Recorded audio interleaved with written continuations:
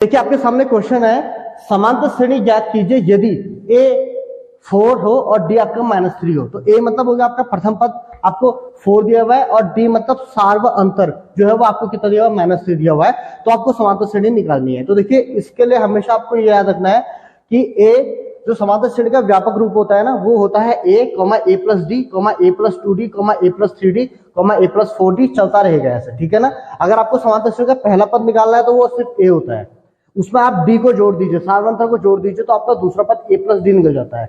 उसमें आप 2d को जोड़ दीजिए a में, तो आप क्या मिल जाएगा, आपको तीसरा पद मिल जाएगा। फिर आप a में आप 3d को जोड़ दीजिए, आपको चौथा पद मिल जाएगा। तो आप साफ देख रहे होंगे कि क्या हो रहा है कि हम जो पद निकालना है ना, हमें उससे एक कम डी लेना है। मतलब आपको जैसे यहाँ पे चौथा पद निकालना है, पहला दूसरा तीसरा चौथा, तो चौथे में आपने क्या लिया, 3d लिया हुआ है, तीसरे में आपने क्या लिया हुआ है, 2d लिया हुआ है, और दूसरे पद में आपने 1d लिया हुआ है। ऐसे अगर आपको इसका पांचवा पद निकालना है तो पांचवें पद में आप क्या करेंगे, a प्लस 4d लेंगे। इस बात को समझ रहे हैं आप। ऐसे ही मैं आपको बताऊं, अगर आपको किसी समांतर श्रेणी का 10वां पद निकालना है तो 10वें पद में क्या होगा, यहाँ कोई 10वां पद होगा, उसको आप क्या लिखेंगे, a प्लस 9d। तो 9 एक कम लेंगे, 10 से कम 9, ठीक है। तो a प्लस 9d ले लेंगे। अब वहां पे क्लियर हो गया, ये समझ में आया। तो अब देखिए इसे हम निकाल कैसे रहे।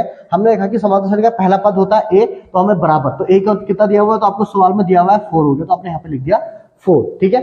फिर हमें दूसरा पद निकालना, तो दूसरा पद कौन होता है, a प्लस डी होता है, यानी उसमें d जोड़ दीजिए, होता है ये जनरली। अब जोड़ना कैसे, बहुत सावधानी से जोड़ना है। ये हो गया आपका 4 हो गया, ठीक है, प्लस d कितना आपका, d आपका -3 है, इस बात का ध्यान रखिए, -3 है, तो आपने यहाँ पे ब्रैकेट के अंदर -3 रखना है। अब इसे हल करेंगे तो 4 हो गया, और प्लस गुणा माइनस हो गया -3, यानी कि आपका आंसर आ गया दूसरा पद 1, ठीक है। अब तीसरा पद निकालना आपने, तो a तो आपने लिखना है यहाँ पे, तो 4 आ गया, ये प्लस है, प्लस आ गया, ये 2 है, 2 आ गया, बीच में क्या है इसके, मल्टीप्लाई है, तो मल्टीप्लाई और -3 है आपका, ठीक है, इज इक्वल टू 4 अपनी जगह ऐसी रहेगा, ठीक है। अब आप ये देखिए यहाँ पे क्या हो रहा है, ये 2 आपका प्लस का है, 3 आपका माइनस का, बीच में मल्टीप्लाई है, तो प्लस मल्टीप्लाई माइनस कितना हो गया आपका, माइनस हो गया, और 3 2 हो गया 6 हो गया। तो इसे आप सॉल्व करेंगे, कितना आ गया आपका, माइनस का 2, तो माइनस का 2 आ रहा है, इस बात का ध्यान रखिए, प्लस का 2 नहीं, माइनस का 2 है। फिर जब उसके चौथा पद निकालेंगे तो आप क्या करेंगे, देखिए सर, a कितना आपका 4 है, प्लस अपनी जगह हो गया, 3 अपनी जगह है, बीच में मल्टीप्लाई माना जाता है, और d कितना आपका -3, तो हमने -3 रखा, ठीक है, इज इक्वल टू 4 अपनी जगह है, बिल्कुल ठीक है। अब देखिए प्लस गुणा माइनस, तो प्लस गुणा माइनस आपका दोबारा क्या हो जाता था, आपका माइनस हो गया, तो माइनस आपने लिखा, और 3 3 आपका 9 हो गया, और ये कितना आपका -5, 4 -9 करेंगे, 4 -9 करेंगे तो -7 आएगा। तो अब आपकी जो समांतर श्रेणी होगी, समांतर श्रेणी क्या बनी आपकी, तो समांतर श्रेणी जो आपकी बनी है वो आपकी बन गई है, पहला पद 4, 1, -2, -5, और ऐसे ही चलता रहेगा। तो ये आपने प्राप्त कर लिए समांतर श्रेणी, ठीक है। तो ऐसा आप निकालेंगे जब भी आपको a और d दिया होगा, a यानी प्रथम पद, d यानी कि सार्वंतर, जब भी ये दोनों चीज दी होंगी तो आपको ये याद रखना है कि ऐसे समांतर श्रेणी बनती है, a पहला पद a, दूसरा पद a प्लस डी, तीसरा पद a प्लस 2d, चौथा पद a प्लस 3d, ऐसे बनता रहेगा। तो आप पहला दूसरा तीसरा चौथा पद ऐसे निकाल लेंगे, a और d की वैल्यू रखकर, a का वैल्यू और d की वैल्यू रख के। अब ध्यान रखना कि जब प्लस माइनस दिए होंगे, जैसे ये माइनस का दिया हुआ है, तो यहाँ पे आपको यह मल्टीप्लाई भी करनी है चिन्हों की, इस बात का ध्यान रखिएगा। और सवाल करके आपको जो लास्ट में आपको जो मिल जाएगा यहाँ पे 4, 1, -2, -5, ये आपकी समांतर श्रेणी है। आप चाहे से चेक कर सकते हैं, देखिए इसके बीच का सार्वंतर समान है या नहीं है। देखिए 1 में से आप 4 माइनस कीजिए, आपका 1 में से 4 माइनस करना है, तो -3 आ गया, बिल्कुल ठीक है। अब -2 में से -1 माइनस कीजिए, तो -2 में से आप -1 माइनस कीजिए, -3 आ गया, तो देखिए -3 आ रहा नहीं आ रहा है। अब ऐसे इसमें से देखिए, तो इसमें से आप चेक करिए, -5 में से आपको -2 माइनस करना है, तो ध्यान रखना है यहाँ पे।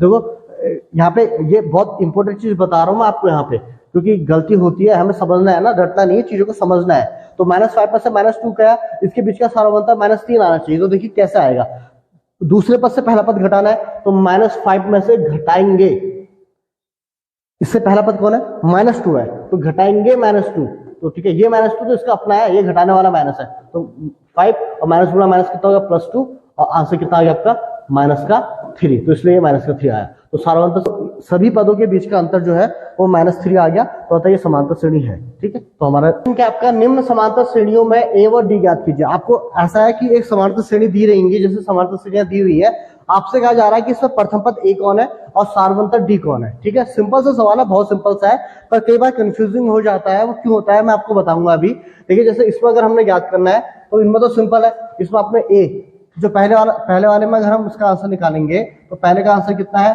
प्रथम पद कौन हो गया आपका, ए कौन हो गया आपका, 3 हो गया आपका। ठीक है ना, और जो डी है तो डी कैसे निकलेगा आपका, किसी भी दूसरे पद से उस पहले वाला घटा लीजिए, 1 से आप 3 घटा लीजिए, तो 1 - 3 करा हमने, तो कितना आ गया आपका -2। तो प्रथम पद है हो गया 3 और जो सार्वंतर डी हो गया आपका -2। सिंपल सा पहला वाला, कोई दिक्कत नहीं है। आप चाहो आप इससे भी कर सकते हो, देखो इससे भी करते तब भी वही आता, पर इसमें करने की जरूरत नहीं है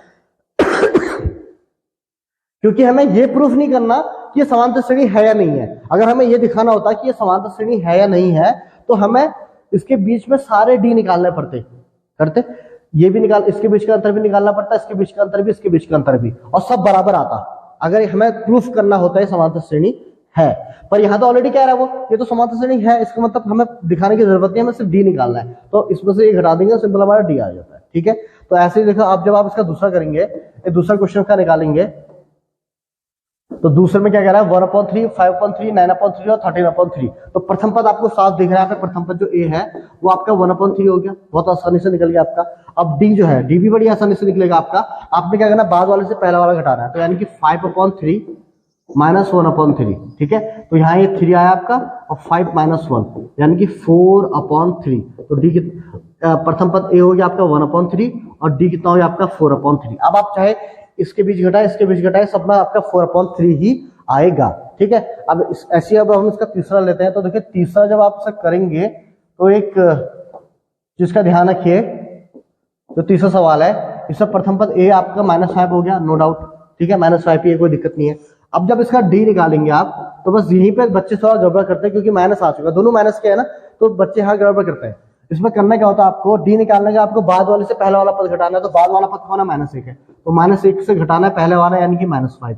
तो घटाना है तो ध्यान रखिए, ये है घटाने वाला और ये है -5। इस बात का ध्यान रखिएगा, क्योंकि बच्चे बहुत गलती करते हैं इन चीजों में और डी गलत निकाल के ले आते हैं। ठीक है, तो आपने -1 यहाँ रखा। ठीक है, अब जब इसकी गुणा करेंगे तो माइनस गुणा माइनस कितना हो गया आपका, प्लस हो गया, 5 हो गया आपका, तो यहाँ पे प्लस का 4 आ गया। तो ए आपका हो गया -5 और डी आपका क्या हो गया, +4। अब चाहे आप इसके बीच में निकालो, इसके बीच में निकालो, आपका +4 ही आएगा डी।